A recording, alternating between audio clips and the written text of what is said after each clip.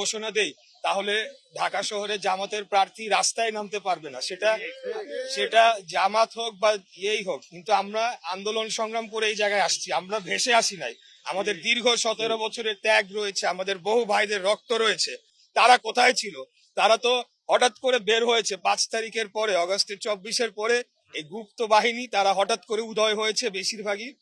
এর আগে আমরা দেখেছি তারা ভোরবেলা 6টার সময়, যখন রাস্তাঘাটে জনগণ থাকতো না, তারা চুপ করে অন্ধকারে বের হইতো, মিছিল করে তারা চলে যেত। এই ছিল তাদের আন্দোলন সংগ্রাম।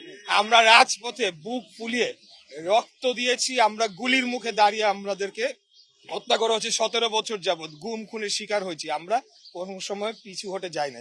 তাই এখন যেটা বলছে, তারাও জানে যে তাদের সব ঢাকা শহরের সবগুলার জামানত বাজেয়াপ্ত হওয়ার সমূহ সম্ভাবনা রয়েছে, এটা তারাও ভালোভাবে জানে। এটা কেবল তাদের নেতা কর্মীদের উৎসাহ জাগানোর জন্য তারা করছে। আর যদি তাদের অন্য কোনো চিন্তা ভাবনা থেকে থাকে, তাহলে বলে দেব যে ইলেকশনের অনেক আগেই আমরা তাদেরকে ক্লোজ করে ঢাকা থেকে বিতাড়িত করে দেবো, এটা আমি বলছি।